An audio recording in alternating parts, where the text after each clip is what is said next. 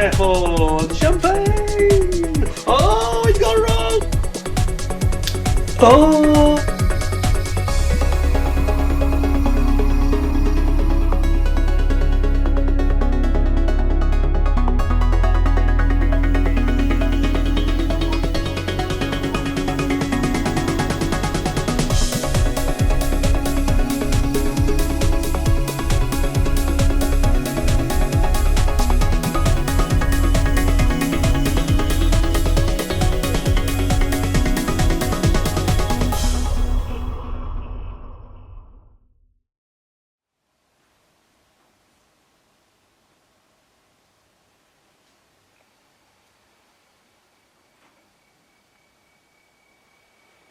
Hi folks, welcome back to the channel. Thank you very much for joining me once again.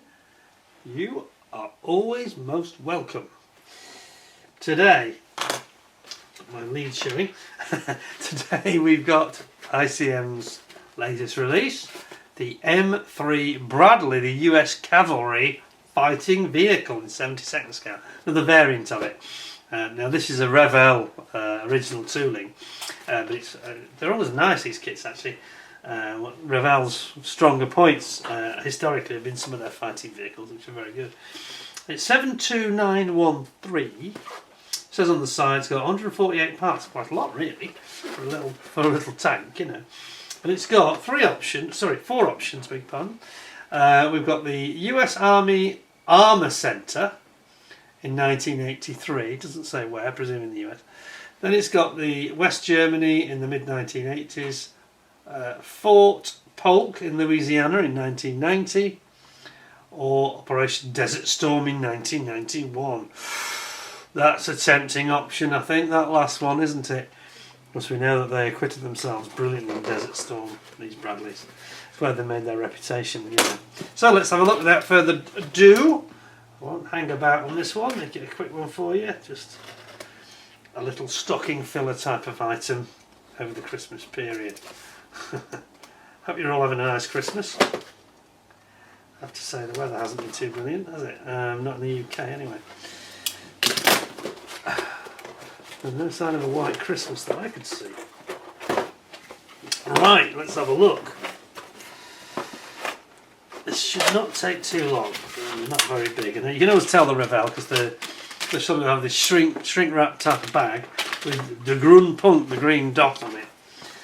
So, let's see what we got. It says here, it's quite a significant instruction book actually. It says, M3 Bradley US Cavalry Fighting Vehicle. Whilst developing a combat vehicle for mechanised infantry units under the MICV, the Mechanised Infantry Combat Vehicle Programme, the United States also developed an Armoured Reconnaissance Vehicle under the ARSV, Armoured Reconnaissance Scout Vehicle Programme. Get a bit confusing. In the spring of 1977, both programmes merged into the FVS, Fighting Vehicle Systems Programme. Now that makes more sense. You can't have all these silly different names, can you? This created the unified Bradley Fighting Vehicle platform. The concept included two variants, the M2 Bradley Infantry Fighting Vehicle and the M3 Bradley Cavalry Fighting Vehicle. Basically, this one's got a great big turret on with a gun, Bushmaster cannon, hasn't it? It goes on to say, this was to be crewed by three soldiers and 2 scouts. The M3 Bradley retained the same primary armament as the IFV, but carried a lot more ammunition. So what is it? It's the Bushmaster 25mm cannon, but now carried 1,500 rounds for the automatic cannon and 4,300 rounds for the machine gun, and had the option of the 10-tow anti-tank missile for heavy armoured targets, which it used in Desert Storm, of course. Equipment includes a portable ground surveillance radar, specialised radios, night vision devices, and space in the modified troop compartment for a motorcycle. Wow. Obviously a folding one or something. The M3 Bradley later underwent upgrades to enhance protection and improve its firepower further. So it weighs 22.5 tonnes it weighs. Length 6.4 metres, width 3.2 metres, and it's got a diesel 500 horsepower engine. Maximum speed 66 kilometres, that's about 45 miles an hour. Armament, Bushmaster cannon, and one 7.62 machine gun, and 2 TOW anti-tank guided missiles. Wow, okay. Oh, here we go. Now, I'm hoping there's no parts missing in this, because the last one had a sprue missing, which ICM duly replaced for me, no problem. Yeah, I think this is going to be different setup anyway. We shall see. So, I'll run through this quickly because we have seen one before. So you basically, it's a bit like a matchbox, isn't it? You build up the sides of your where your road wheels are, and your drive sprockets, etc. Either sprockets. Then you... Have I missed something? 5, 6. I guess we've got link and length tracks, have we? Yeah. Okay. Yeah. Not that well explained. This is coming from basically from the Revell instructions. So it's link and length tracks, even though it's not clearly explained. It just shows them all assembled. That's what's confusing about it. Instead of showing them being assembled, which is really a bit silly, because you get a lot of youngsters will buy a kit like this. I think that could be a lot clearer, given the target audience, maybe younger. Anyway, then you're building up like a bathtub style to the hull, adding all the drive and the tracks going on the sides.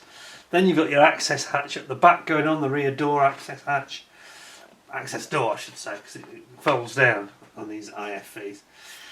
And you've got your, looks like it's the rear lights and stowage compartments. What is it, the exhaust? No, the engine's at the front, isn't it, I think. Alright? Yeah, I think so. Then you've got a couple of holes to drill, gun ports, we've seen these before. Gun port option on the side, you've got the headlights going on, some of the additional armour going on there. Then you've got your sort of engine covers going on the top deck. And then you're going to bring that top deck down onto your hull. You've got the sort of armour plated skirt down the side to protect the tracks.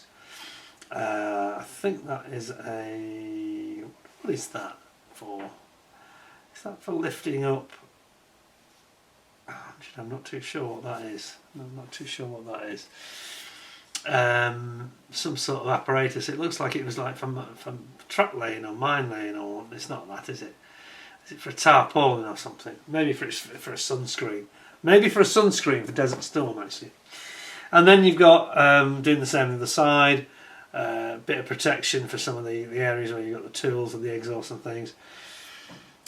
Building up your turret, complete with all the guns, gun port poking out, and you've got your mantlet going in there. Then you've got your hatches, additional side armour going on, smoke dischargers going on there. Bushmaster cannon coming in here, 25mm at the front, which, as we know from what we've seen in Ukraine, they fire at a heck of a very high fire rate.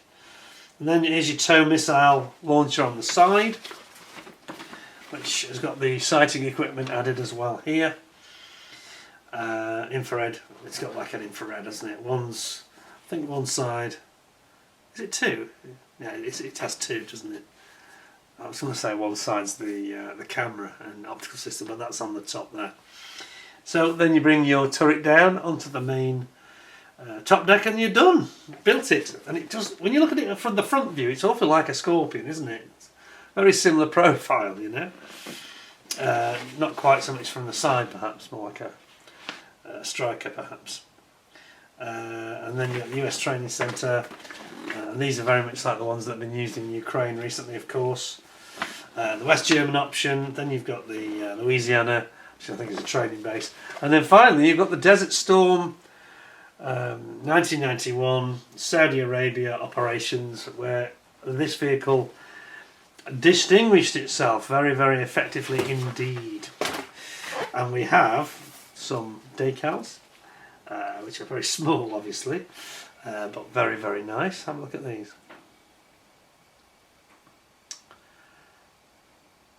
Yeah, that's nice. Got the crossed cutlasses here. Who's that for? Yeah, nice decals. Very good, very good. Right, plastic then. One bag of sprues, just a single bag. And this shouldn't take too long. Won't take up too much of your time today. I can find my knife, that would take up less time. Right, so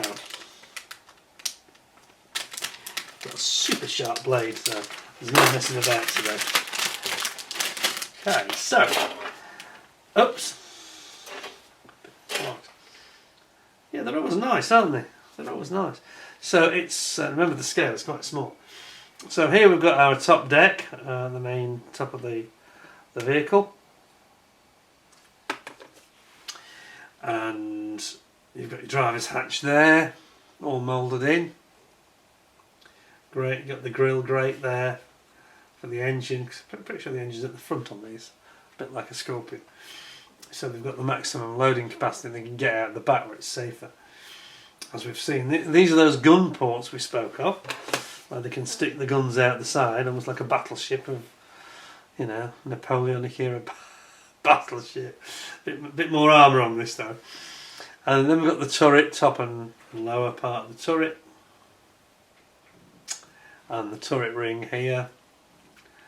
And then you've got all the little fixings, clamps on the side for holding tools and things.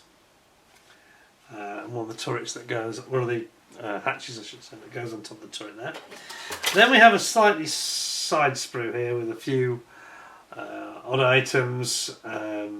It's actually all to do with the tow missile, this sprue. So everything you see is the tow missile. So that's the front, that's the back.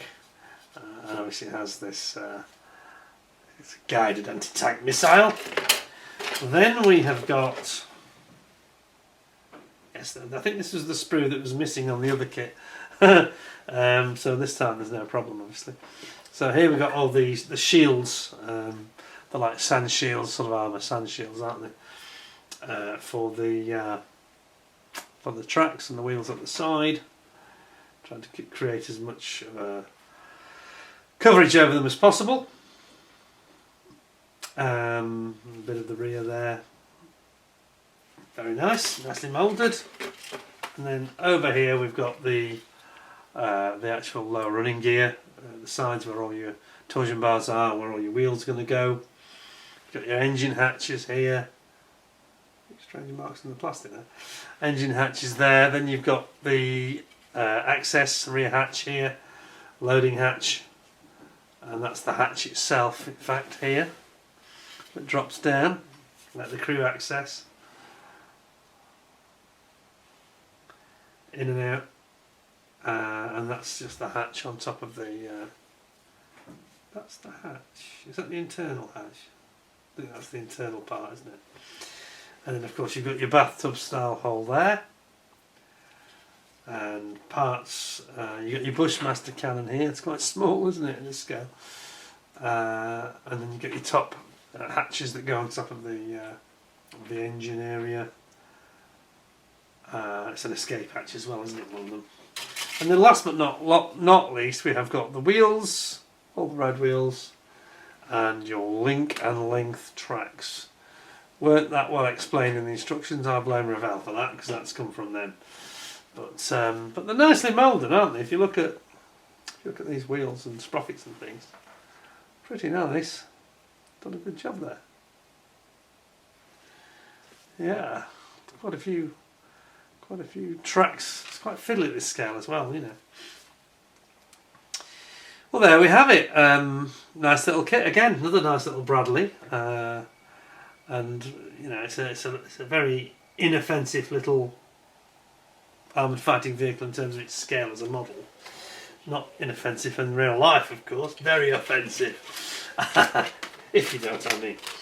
But it's a really cracking little kit. I just think the instructions could have been a tad clearer. Other than that, it's pretty good, really. Yeah, a bit more description, perhaps, than the instructions would not have gone amiss. Not sure it is in there. That one go back in this bag. Force it in. Sorted.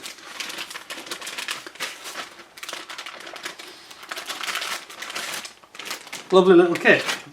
Pocket money as well, but only about £20, under £20. Get one of these kits. Fantastic. Now, but remember, it's a Revell Reebok, so it's not an ICM original like their other stuff. I think I'm going to give it 9.25 out of 10. I think. Yeah, they could have been a bit clearer with some of the data, but yeah, a kit you can build in a weekend. Very nice little thing. Pocket money, a bit like the old Matchbox or Airfix kits, you know. I like it. Thanks very much to ICM for providing that. Thank you for watching. Don't forget to give me a 10 out of 10 with a thumbs up. Give us a like. And if you haven't subscribed already, please do so. We need all the subscriptions we can get. And make sure that you're doing the all notifications bell. That's it from me for now. Hope to catch up with you again soon. In the meantime, take care of yourselves. Thanks a lot. And until we meet again, stay well, stay safe and stay warm. Unless you're in Australia, of course. Our friends in Australia just be chuckling at that one because it's midsummer for them right now. But until we meet, thanks a lot for your time. Take care of yourselves and bye for now.